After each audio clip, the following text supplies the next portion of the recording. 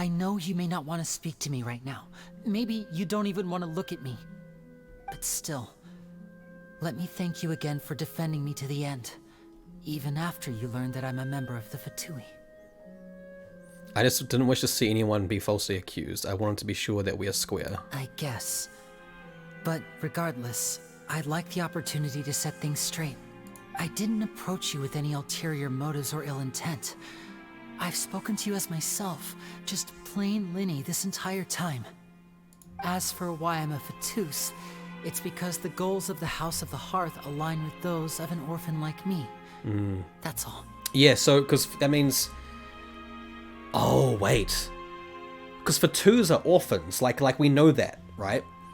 So does that mean, like, they're not actually blood related? They're just, like, two orphans picked up? That would explain why she's got different feline features. That was how Father, who you might know as the Knave, approached recruiting us back then. Who's the Knave? Is that a Fatui? Is that a Harbinger name? Oh, Tits. Who's that? That's how Father, who you know as the Knave, approached recruiting us back then. Oh, they're actually twins? Knave is Alachino? Why is she... I don't know if it's a she or a he. What? Isn't... She's a woman, right? Why is she referred to as Father? The one who controls the House of the Hearth? She's your father? Yeah, she. To make it obscure? Oh. That's right. And since we're here, I was wondering, would you mind hearing a story? It's about my past. Yes, please. Back when our parents first died, Lynette and I were left wandering the streets. Aww. Oh, there we go. That explains my question before I got it from you guys. To survive, I took to surreptitiously observing an older street performer who did magic. It took me several days to figure out how he pulled off his amazing tricks. I took my sister through several streets until we found a crowded corner, and we began to perform magic tricks there. To my surprise, we proved to be pretty popular, and we could at least stop worrying about where our next meal would come from for a time. But I didn't want my sister to remain a street rat together with me forever. Aww. Before long, an aristocrat came to me and claimed that he wished to take us in after watching my performances. So you went from orphans to nobility just like that? That was how we felt at first, too. As if fate was on our side and we could say goodbye to those painful days. But I gradually discovered that while we were called foster children, he was really after my talent for magic tricks. He would constantly take me to all sorts of banquets to garner attention, which he would then use to expand his social circles. Is this the Knave he's talking about? Is Alachino? But Paimon referred to her as a she beforehand. That doesn't seem too bad either. Better than roaming the streets at any rate. It took a while for me to realize just how dark his heart really was. After one particular performance at a banquet, I discovered that Lynette was not on the same return vehicle as me. I waited a long time after we returned home, but she did not come back. I went to that noble's bedroom and asked him about her whereabouts. The answer he gave me was, she caught the eye of the most eminent person at the banquet, so I sent her over as a gift. I mean, you'll be able to perform your magic regardless of who your assistant is, yes? Oh no. So he was gonna... But wouldn't Fontaine's laws deal with such people? As far as outsiders are concerned, this is a relationship akin to adoption or foster care, and they have their ways of escaping the eye of the law. Damn. I managed to ferret out the location of the mansion of that so-called eminent person and hurried through the night. But by the time I leaped over the walls, avoided the guards, and made my way in, all I saw was the moonlit ground covered in blood, and the Knave standing there in the darkness. Oh. So, she'd already taken care of that guy. So Alachino just did a good thing. That's right. She had rescued my sister before she could come to any harm, and had even discovered several girls hidden in a basement. All of them orphans. Oh, good on her. I like her. What a freaking Chad. Father, I mean, Gee, I just the got Knave shivers. might have seen something in me, and so she made me an offer. Oh, God. Man, good on her. Holy shit. Fucking hell. God. Ugh. The House of the Hearth welcomes you, Aw. for your interests align with ours. Here, none will ever betray you. Indeed, betrayal shall never be permitted here. Poor Lynette. I was hesitant to trust her. I mean, I had just been betrayed by nobles. But she was also quick to destroy the noble who had taken us in at first, giving us back our freedom.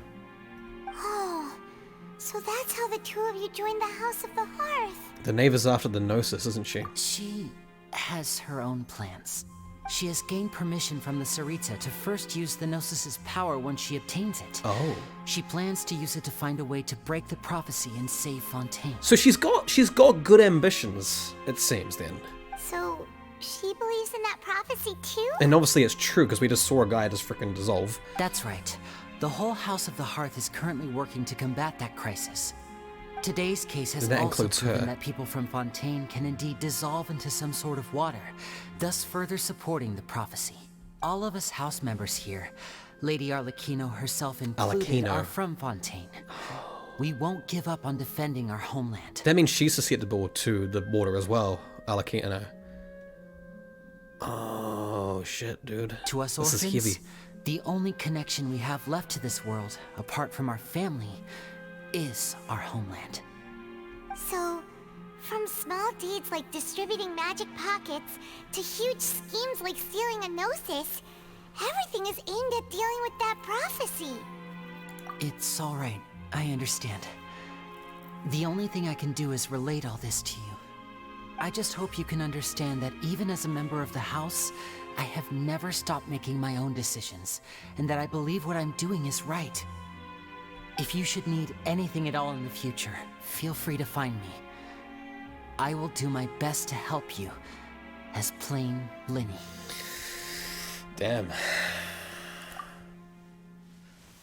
Damn, that's a... Bye, Lyney! I didn't think they would be capable of making such a tragic backstory as bad as that. Like, that hinted at child trafficking with little girls, like... And good on Arlecchino for that, holy shit. God damn. Wow, wait, so am I done? Leave the opera house, holy shit, dude. They really did a good job with Arlecchino, since there is so many conflicting information about her, and none of them outweigh the validity between each other. So yeah, we don't know until we meet her herself. Yeah, so she seems to have good intentions at the moment, and the Tsaritsa has given her permission to use the Gnosis to fix this issue, which is obviously a big deal. As we just witnessed, it's true. They've set up a really good thing here, and that was a great introduction to it. What a great start to that too, holy shit. That's why I think Genshin Loki has a great story. We don't even fucking know what's evil at this point. You know, I agree. Eventually in the future, when like the game's all like done, or mainly pretty much done, I do want to play the game from start to finish, like play the story all in one go. I feel like it would be a way better experience in that way, honestly. The whole ending there of Lyney and Lynette's backstory, that was heavy. Like that, I like that. It's nice to actually see some dark themes in this game for a change. Things that actually carry some weight. And knowing that the Harbinger actually has good motives, but doing it maybe in a fishy way. Like, it is cool. Like, I 100% agree with you, Iggy. We don't know what's evil at this point. You know, it's implied the Tsaritsa is, like, not so good of a person because she's getting all the Gnosis, but she's probably doing that for a good reason, ultimately, you know? That's really cool. I really like that. This game's story has gone up and up. Would you believe me if you say Act 2 is even better? Honestly, no, I would believe you. This was really damn good. Like, I loved the whole thing. It gave me Danganronpa vibes with, like, the way they did the trial and stuff. Meeting the character. It didn't feel slow-paced at any point, too. It didn't feel like I was slugging along waiting to get to the good parts, too. It was a very good ease into it, you know? It was like kind of like a... You know how graphs go like this? It was like that. You meet Lyney and Lynette, you meet Focalor, and then, boom, you go to the magic show and boom, it takes off from there. Like, it's so nice. I like that. The pacing is very good. That's my favorite thing. Dude, it actually makes my blood boil to know what almost happened to her. Like the fact some creepy higher-up guy looked at her and wanted to chuck her in the base. Oh my god. Like, dude, like And the fact Alakino, it's Alakino, right? Yeah, the fact Alakino saved her from that, like, holy, that makes me like her a lot. And the fact, like, she has a code name for being, like, a father, that's actually really cool, too. And the fact that, like, the justice system doesn't, like, prosecute those kind of people, too, that shows you how, like, flawed the justice system is in Fontaine, too. The fact it didn't, like, deal with people like that. If there's one thing I'm really hoping for the future of the story, is I really hope Focalor actually stops being an anime frickin' Sakura from Naruto with, like, her whole frickin' I want entertainment from these trials. I really hope she stands up and actually fights for real justice. I think that's the thing I hope they do with Focalor, is that this is like a wake-up moment for her. That shit's actually going down, shit's actually happening, she needs to learn, she needs to deal with it. She's the Archon. I really hope Neuvillette actually gets on her case about that, because he seems to be the only person at the moment who can actually control her and actually influence her. So I really hope he doubles down and is like, hey, we've got an issue here, people are going to be dissolving, we have a crisis, you need to step up as Archon. Like, I hope she gets a wake-up call and actually, you know, yeah, she has no dignity as an Archon, you're absolutely right.